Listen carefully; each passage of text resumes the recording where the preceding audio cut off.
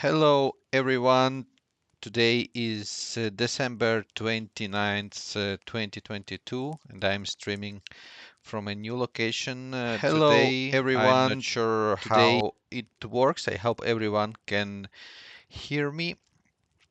Um, we are at the end of the year, and I think this is the time when uh, we need to analyze how the 2022 went, how this year compared to what we expected from this year back in 2021.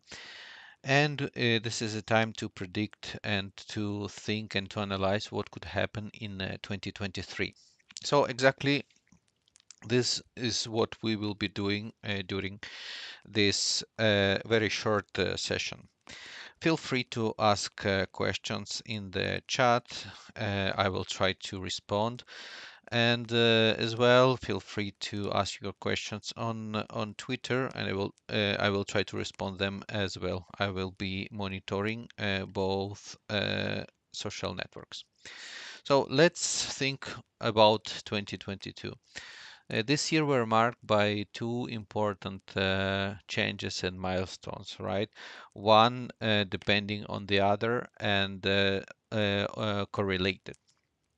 The first one that we actually started to feel even before the second one is the one related to inflation, right? The 2022 was the year when we've seen again the inflation of double digit in European Union and very high inflation as well in the United States.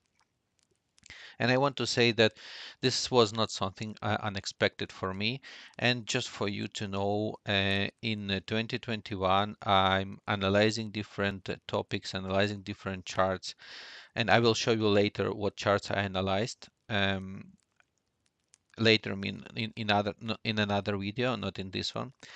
What I did, I actually in 2021, I changed all my on my loans from the fluctuating interest rate. My interest rate was tied to Euribor, which is the interest rate for loans and mortgages in European Union. I changed it to fixed rate of very, very, very small 1.3%, I think was the interest rate. So as you see, my I had my internal prediction that 2022 will be the year of inflation. Back in 2021, when I was doing this change, the bank employees were actually speaking to me and asking, "What are you doing? You know that you will be paying more because of this change." Actually, the change itself costs money because you need to go to the notary. You have all this process of changing loans, which actually cost some thousands of euros. But I decided to do this because I've seen that we should expect very high inflation in 2022, and suddenly this actually happened. And believe me or not, in 2021, when I was doing it, bank employees were telling me inflation is not expected in next 10 years. They were telling me that there is no way governments will rise interest rates because even there will be some small inflation, you need to understand that the economy is very weak after the COVID, so the governments will never do this. They will not break the economy in order to stop the inflation. But as you see, everything happened. So somehow my prediction in 2021, my internal prediction, this is not something that I was telling publicly. I just bet with my money, and it worked. No, and the second thing that I thought that would happen in 2022 is the war in Ukraine. So right now it feels like everyone was saying that it will happen, and right now everyone thinks that it was inevitable, but I remember very well back in 2021 when I was speaking that the war will actually happen, and I was speaking both with foreigners, and by foreigners I mean someone that is living in European Union or United States and has no relation to Ukraine or Russia, and also with local people, with Russians and with Ukrainians, with Kazakhs. I was speaking with them, and they were telling me there is no way that Russia will start a war with Ukraine. It's absolutely impossible. But somehow and for some reason, this actually happened. And I remember I was in a call with a person that is very close to me that is living in Kiev, and I was in the call the night I was in, before the invasion on 23rd of February, and I was telling him that most likely this day will be the invasion because of all the analysts, all the trends that I was hearing both from Russian, Ukrainian, and Western side. It was indicating that the war will actually start. And many people, the majority of people I was speaking with, they were telling me that the war will not stop. So some of the predictions I did actually happened. So I will try to do this again, and I will try to do the predictions for the year 2023. Definitely, we will not be able to predict some black swans. We will be able to speak what will happen to the events that are already known, and those events are, I mean, I selected the five of them: a war in Ukraine, civil war in Russia, civil war in Russia didn't start it yet, but I will speak about this, how and why this is absolutely possible. Inflation in United States and the European Union. This is something that we live now, and I will explore how it will impact in 2023. Very close to the previous topic, the economic decline, both in Europe and United States and also worldwide. And in the end, I will speak about crypto and what, from my standpoint, will happen to crypto in the next month. Okay, so let's start with war in Ukraine. I will begin with my understanding on what has actually happened in Ukraine, why the war has started at all, and mm, and how it will end. So the war in Ukraine is very rare, is very strange. So we have a very big country, which is Russia, which is has one of the biggest militaries in the world, and by one hand, and the other hand, we have not small, but not so big as Russia, a country which is Ukraine, which is a quite corrupt country, one of the most corrupt countries in Europe. It's a poor country if you look at it in terms of GDP per capita and general development indicators and economic indicators. And somehow this poor country with quite a lot of corruption were able to stand for such a long time against big Russia, which is not thousands of kilometers away, which has the same has a very extensive border and very big military expanse and very powerful army, at least how it was look like in the February. And Ukraine were able to beat Russia. I don't want to be right now in the mood of. I don't. I will not say that this is 100% true or this is something that I can prove in some way.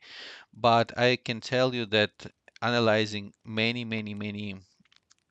people that were speaking both on Russian side and Ukrainian side, I can understand both Russian and Ukrainian. I also speak Spanish, a little bit Portuguese, understand some French and Italian, and try to speak English, as you see. So I read quite a lot, and the great part of reading the original text and the original news and watching original analysis from the countries, you can understand better what's going on. So I will tell you how everything started. So if you look at Zelensky, which is became somehow a superstar, a worldwide superstar right now, Zelensky won with a very, very strong victory back in 2019, if I'm not wrong, with 90% of uh, with no, sorry, with 73% of votes going to Zelensky in the second round of elections, which is quite high number. Uh, and this is very strange because Zelensky were not a politician. He was just an actor. He just made a party for these elections, and suddenly he were able to win such an important such an important election. So first, he won the election with very strong result without being um, a politician before. Second, just after he won the elections, he went to Oman to some very shady meeting with some Russian oligarchs. So imagine you are a Ukrainian president that were just elected, and then you are going to Oman on some unannounced trip to meet some Russian oligarchs. This is very strange.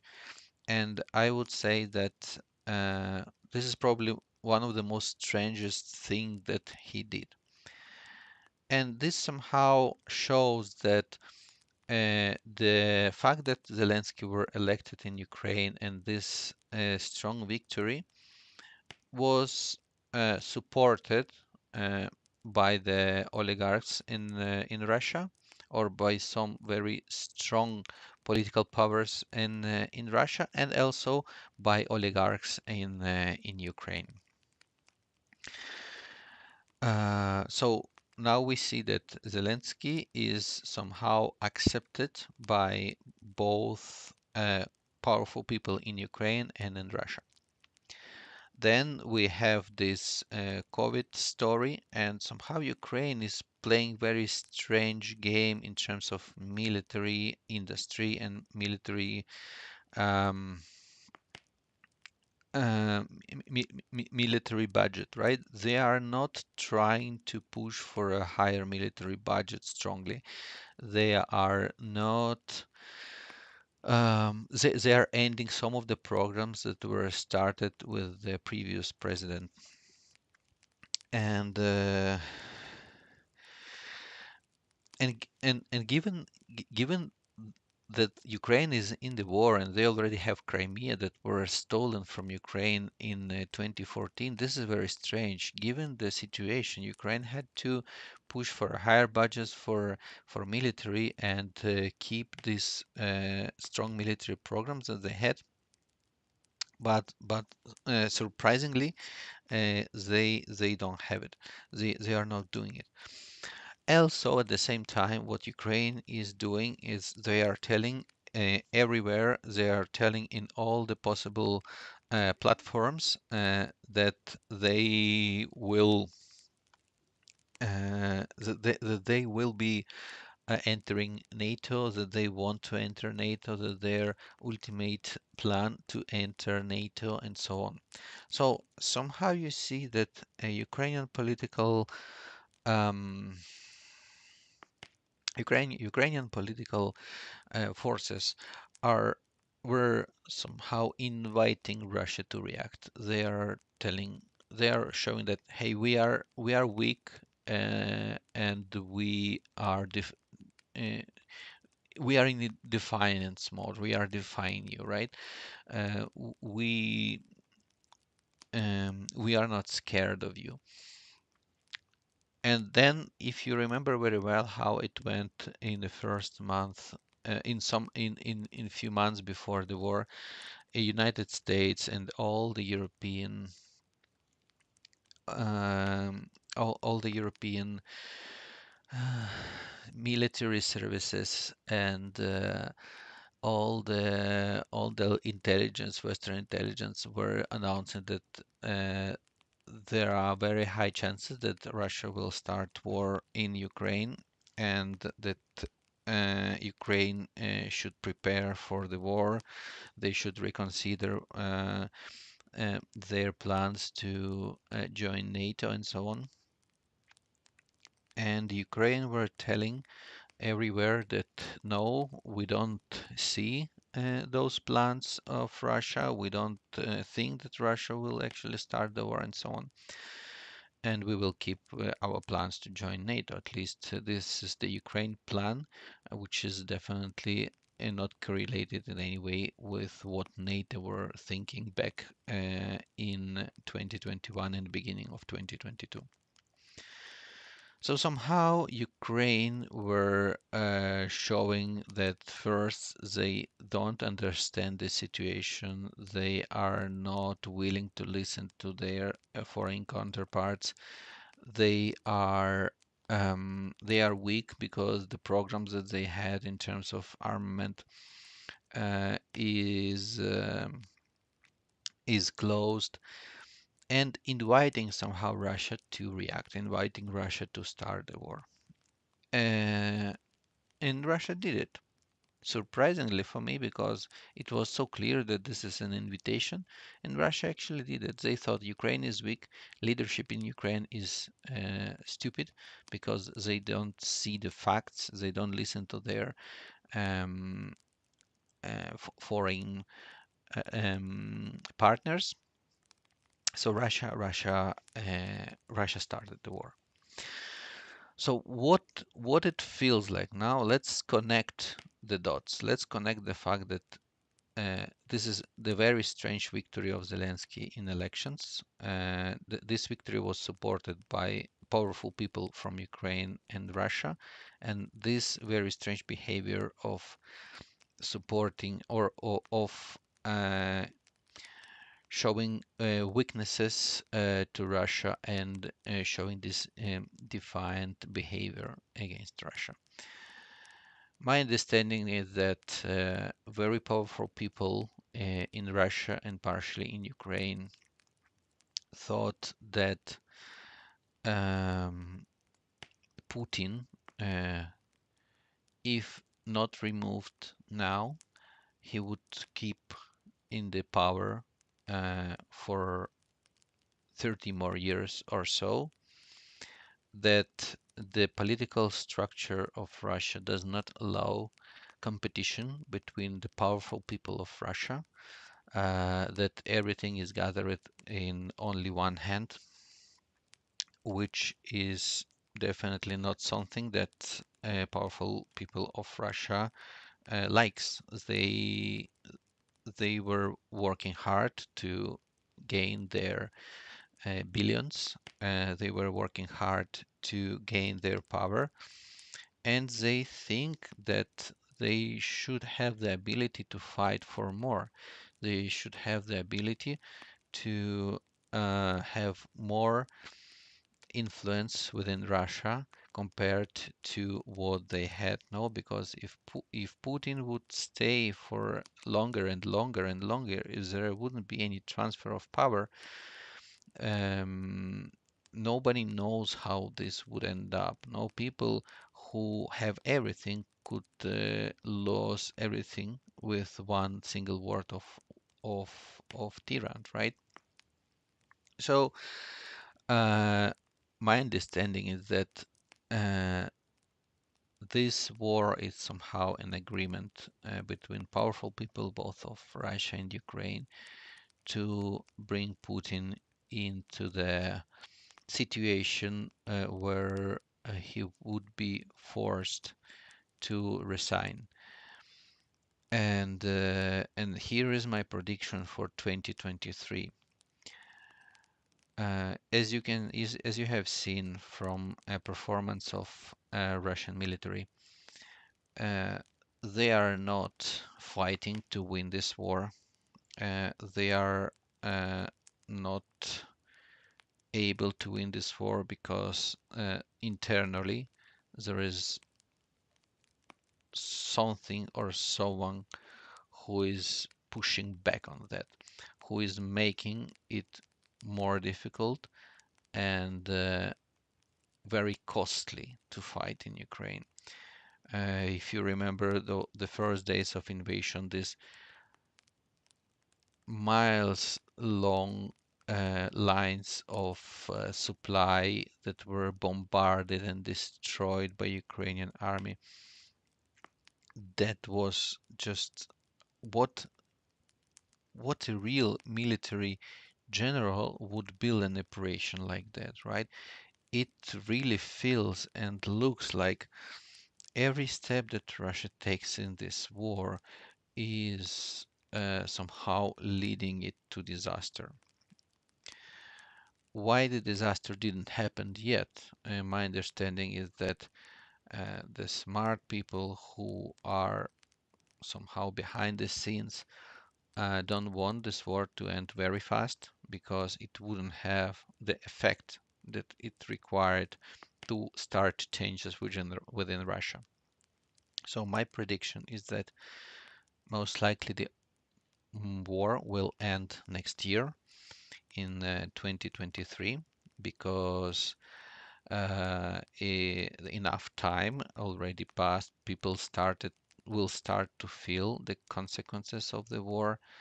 Um, the families in Russia will start to receive notifications of their loved ones being killed in the war and so on. And this will start this will start the change in thinking of Russian people, right? It will start changing the political environment and the uh, role that Putin had in 2021, at the beginning 2022, before the war, and in the first months of 2022 will never come back. He will be weaker and weaker and weaker every month, starting from beginning of 2023. He is already much weaker than he was a year before, and he will be much weaker in the coming month. I think that in September or October of 2023, the war will be over and Ukraine will recover all its territory, including Luhansk and Donetsk. Regarding Crimea, I think there will be an agreement. It will become an autonomous republic that administratively will be part of Ukraine, but with a special regime that will give um, minorities like Crimean Tatars, Russians, I mean, not minorities, I would say ethnicities, because when I speak about minorities and the Crimean Tatars, this is very strange because this is their original land. So they would give to um, Tartars, Crimean Tartars, Russians, and Ukrainians um, some special treatment. So all these three ethnicities will have the right to have schooling in their language. The official language will include those three languages as well, and so on. So Crimea will be part of Ukraine administratively, but Ukraine will not have much of power on Crimea because it will be it will be a special region that will be governed by local parliament, and it will be somehow it will not be disputed, but it will be highly autonomous. And this brings us to the next section, which is civil war in Russia. No? So if we say about September, October, the victory of Ukraine in this war, we can expect that around May or maybe no, May it's I think it's too early. In August. August I think is a very good month for that kind of things. In August, we will start seeing some of the movements from the uh, Russian opposition. And in this regard, I want to say that there are two types of Russian opposition. There is a liberal opposition, which is well known for their position against the war and pro-Ukrainian. They don't they don't want war. They are trying to push back as much as possible against the war, but this opposition will not be the main player in these new events that will start happening in Russia. I think that another type of opposition, the Russian nationalist opposition, will start gaining power at the same time as Russian military will be defeated in the battlefield. What does that mean? Imagine if, due to military reasons, uh, Russia is forced to retreat from Luhansk and Donetsk. This will be a major blow against those who were promoting the greatness of Russia and Russian nationalism. This will um, this will make that the people who were actually in front will ask themselves, how is that possible that such a strong Russia were not able to beat smaller Ukraine? They will start saying, for what we are fighting here, for what we are dying. They will start saying, maybe the enemy is not in Ukraine but in the Kremlin. And this will bring to the very, very, very uh, dangerous situation where a lot of people that earned military experience in a real war, people with access to all types of weapons, uh, private armies, like, for example, private military company Wagner, they will start to look for their political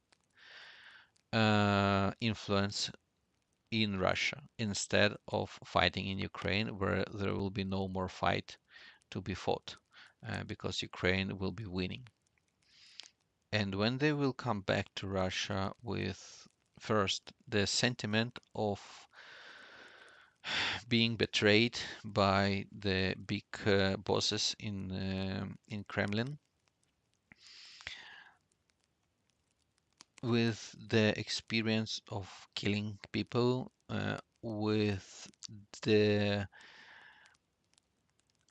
uh, understanding that the country owes them something. And when they will see how people live in Moscow, in the big cities, that the lives there didn't actually change a lot.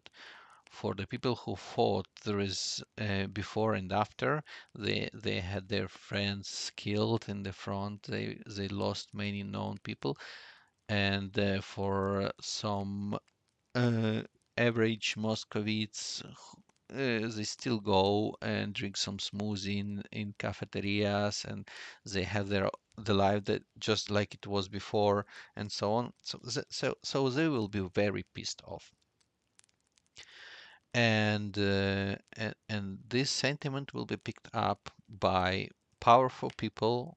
The powerful people I mentioned at the beginning of this conversation, it will be picked up by these powerful people, and it will be used to shake the the political landscape. And this includes challenging the current power of Putin, of current government. I mean, government, I would say Putin itself, because Putin is the government and everything in Russia. Also, there will be uh, movements of national background, because Russian Federation is a mix of many ethnicities and nationalities. The well-known Chechens that are right now are fighting in Ukraine for Russia. But imagine if Putin's power is challenged. They will say, hey, we were fighting for Putin. If Putin is not there anymore, we will not be there in either, and we will be separating. And the same happens with Tatarstan, which is one of the uh, um, also separatist regions of Russia, Buryats, Tuvins, and so on.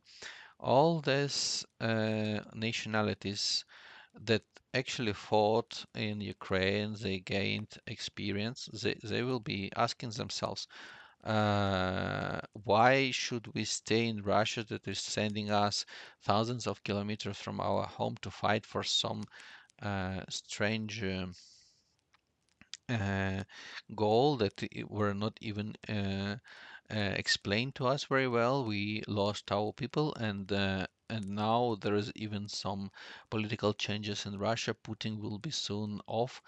Why should we stay in Russia as well? So I expect that this national um, brigades that were built upon the war in Ukraine, that were built in order to fight Ukrainians, they will return to Russia, and then they will start fighting for their own um, for their own independence. In fact, if you see, these national brigades are actually somehow promoted by some of the people in Kremlin, and this is a perfect sign that someone in Kremlin, some groups in Kremlin, are playing to bring this civil war and bring this um, unrest to Russia. So I expect everything will start in August 2023. I expect that uh, after it will be it started, it will spread very fast, and outcome of that is very hard to predict. Many of the people right now are telling that the that there is that West don't want Russia to be divided into many small parts, because they are afraid that this divide might jeopardize the nuclear threat. I don't know. I know that United States didn't want it, at least officially, that Soviet Union would have collapsed, because it brings some uncertainty. But think about the future. Think about how the world will develop when all the resources of Russia suddenly become available to international markets to produce goods and so on. This will be a big push for the world economy, and definitely this is something that the world needs. The world don't need Russia that is closed, that is very that is using its resources in order to threaten others, to threaten the world order. The world needs Russia that is happy to trade with everyone, that is not attacking his neighbors, and that is having a behavior which is uh, which is kind of helps the world itself to develop in the right way, to have the rest of the 21st century um, based on science and development and better healthcare and better um, life quality for everyone in Earth, and not um, just leaving this almost one fourth or one fifth of the land just for them, and not knowing how to correctly use this land, right, and use these resources that they have. So if you think about world development, making Russia's resources available to everyone, I think this is the one of the main goals.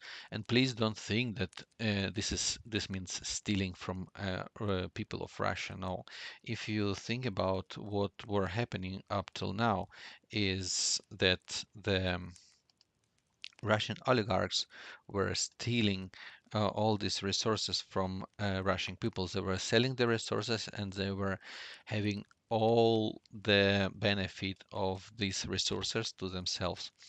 If Russia will be divided in smaller countries, the chances that the a margin of selling these resources, that the benefit of these resources that will be used everywhere in the world, and for everyone in the world, that the benefits will actually go to the people that live in these areas, not for some guy that has bank accounts in Switzerland and in Cyprus and living in France, but only he is Russian only by his passport, and he spends the money elsewhere.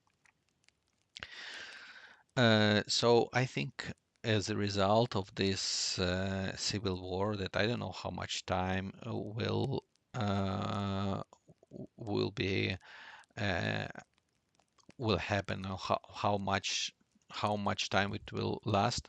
I think the result of it will be a separation of division of Russia and separation of areas of influence. One will be the Western of Western influence, especially the European part of Russia, on the historically um, uh, Christian part of Russia, like Novgorod, maybe St. Petersburg. I don't know about Moscow, probably as well, will be reduced in size, and will be somehow the European part with different flag, and maybe with different name. Maybe they will be called Ingria or Moscovia, or Great Novgorod, which is the historic name of that uh, lands. And then there will be Asian part with Chinese influence, everything related to Buryatia and maybe Siberia and so on will have a Chinese influence. There will still be ethnic Russians living there, but a lot of Chinese citizens influx will somehow shape those territories, and those will be independent countries with strong cultural ties, with strong interpersonal ties, but different countries and different civilizations as well. So this is those are our predictions for 2023 for Russia and Ukraine. As a recap, the war in Ukraine will end, I think, by October of 2023, with Ukraine getting back all its territories of 1991, and Crimea will be also part of Ukraine, but with very strong autonomy, and taking into account as well Russian, Ukrainian, and Crimean Tatar ethnicities. And then I expect that civil war will start in Russia by August, or at least by August we will have a um, strong political movements defying current power of Putin, and that strong political power will threaten with arms and weapons. So by August, I expect this will happen in Russia, and this will trigger the further events that I don't know how much time they will last, but will finally lead to division of Russia. Then, if we speak about inflation in US and European Union, I expect that inflation will keep high, will still be high during 2023, and I will explain you why. Although we've seen that there is uh, some attempts to stop the inflation from the monetary policy perspective, meaning that the amount of money in circulation is reduced, or the central banks, the Fed and the European Central Bank, they are trying to reduce those the amount of money. I expect that the amount of goods of consumer goods will be also reduced due to several reasons, especially because of the negative expectations of the producers, because of the new COVID policy in China, and as a marker of this reduced expectation for 2023 are lower commodity prices. As you see, commodity prices are going down. This means that consumer good producers have low expectations for 2023, meaning that we will have less products in 2023 available for consumers, and at the end, this will bring us to the situation when even we'll have less money, we will have even lesser products, and this will mean that the products will cost more. And products cost more means inflation. So we will still live with inflation in 2023, unfortunately. And when this will be happening, when we will see the inflation, the central banks will be raising their interest rates, and this will be leading to the uh, fourth part of the prediction for 2023, is that as the interest rates will be growing, and I expect that interest rates in the US and European Union will reach 5% or maybe even 6%. With such a high interest rates, companies might have problems in financing their purchases, meaning that in order to produce something, you need to first purchase raw goods, you need to use your labor, you need to use your assets, and then you have a final product. Many times, this process of producing is financed.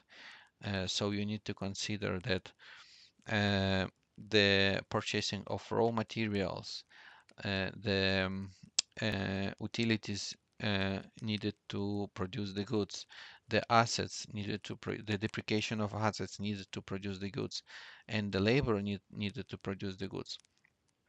Uh, the amount of all this plus the interest rate of the bank should be lower than the ultimate price you will put to this final product that you want to sell.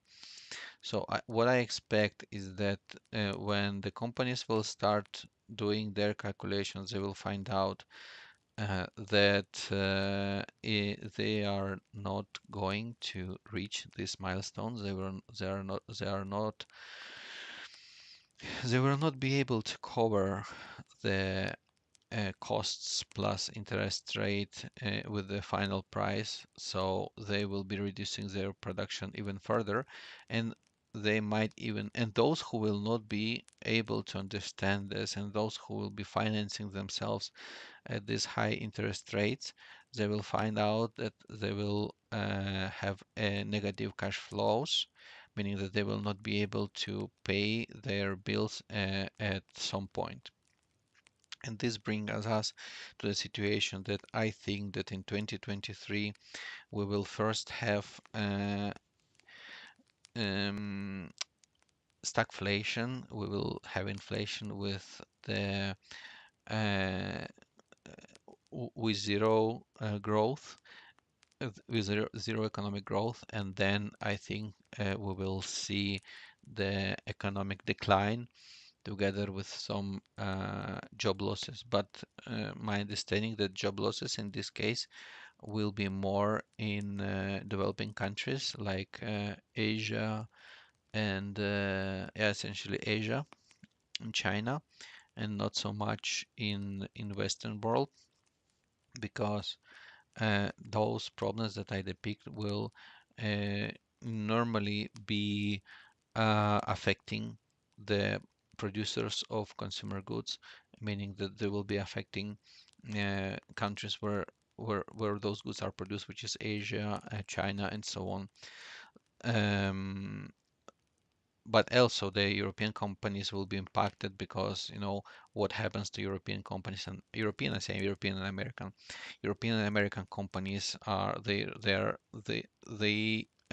produce in that countries, right? So the people of Asia and China will be impacted, but some of the people of United States and Europe, of Western countries, will be impacted as well, because as the sales will be reduced, definitely the amount of staff will be reduced as well. And if some company will go bankrupt, in this case, the staff will be impacted heavily. So I'm not predicting for next year a very high uh, unemployment. I don't think this will happen in 2023 yet. But I think that we will have serious economic problems worldwide, and we will have some bankruptcies around the globe, and especially the impact will be higher in Asia, in China, and we will have unemployment there, and and in Europe we will have some unemployment will be higher, but not so high. Then, if we speak about crypto, it's very hard to predict crypto in such volatile environment. Many factors are impacting. I think we will not see a strong increase in price in the first half of 2023 of crypto assets. There might be some recovery. We need to consider that right now crypto is somehow a gray area, and many of the crypto assets will will disappear throughout 2023. We will see a consolidation of crypto assets. I think that those whose business model is strong, those who are not simply bump and dump projects, but they have um, some strong technological and business background behind, some practical usage, not only to buy and sell NFTs.